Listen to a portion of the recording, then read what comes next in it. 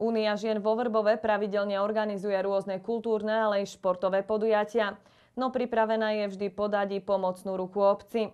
Prednedávnom tak urobili jej niektoré členky aj tým, že vysadili stromčeky v obecných lesoch. No a my sme boli pri tom.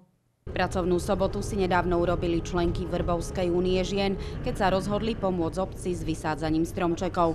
Do niekoľko kilometrov vzdialeného lesa ich tak odviezol nový minibus. Teraz sa nachádzame akurát na území katastra obce Vrbov, kde máme 110 hektárov, 120 aj s nelesnými pôdami. A druhá časť sa nachádza v bývalom vojenskom obvode Javorina. Tam je nejakých 260-270 hektárov. S výsadbou stromčekov sa na tomto území začalo už v polovici apríla, keďže sa nachádza na slnečnej strane. Sadili ste už tak stromčeky v lese? Sadili sme, už sme boli raz z únie žien, ale vtedy sme sadili nie listnače, ale jehličnany. Dnes vysadajú ženy sadenice búka, určené na také tienisté, polotienné stanovišťa. Nevadí, že búk tu medzi ihličnanmi? Nie, práve že to je pôvodná drevina. Na túto stanovište je určených okolo 1300 sadeníc. No, uvidíme, koľko ženy spravia. Keď budeme rád, keď aspoň 1000 spravia. To je to dosť namáhavé, ale snad to zvládneme. Ja som robila 4 roky v lesnej škôlke, ale je to ťažká robota. Ťažko sa kope, lebo je tu kopu koreňov, kopu suchej trávy, treba to všetko odhrnúť. No ale zvládame to.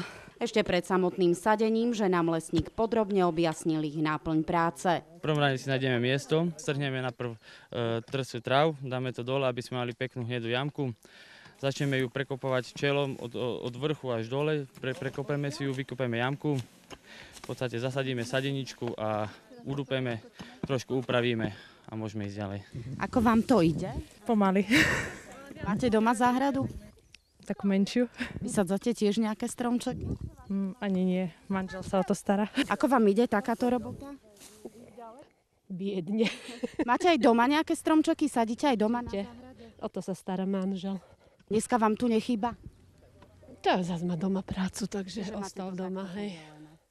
Nechýbajú vám tu tak trošku muži? No jasné, že chýbajú, lebo lepšie svaly by boli tu.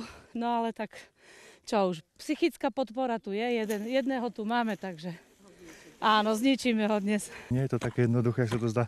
Vyzerá to skôr pre manželov tých žien a nie. Že vy ste tu dnes taký vzor, možno keď to uvidia, tak na budúce prídu. Možno ešte skôr sa schovajú a neprídu. Som musel prísť, lebo jak môže manželka pracovať a ja doma oddychovať. Vy robíte všelijaké akcie z únie žien. Je lepšie ísť do divadla alebo na takúto brigádu? No, tak je dobré ísť aj do divadla, ale toto je relax, oddych. Oddychneme si tu, zabavíme sa, pokecáme. A dačo za nami zostane aspoň. My turisti, my to raz prídeme skontrolovať, že jak to rastie. Kedy môžeme očakávať, že uvidíme už náznak stromčeka z takej sadeničky? Buk je trošku pomalšie rastie, tak začne sa hýbať okolo 10. roku trošku vyššie. Takých do 40, do 50 už začína takú mať peknú výšku a tých 70, 80, 90 rokov začne sa rúbať. No a odkaz budúcim generáciám sme vo Vrbovskom lese nechali i my, a to v podobe jedného buka.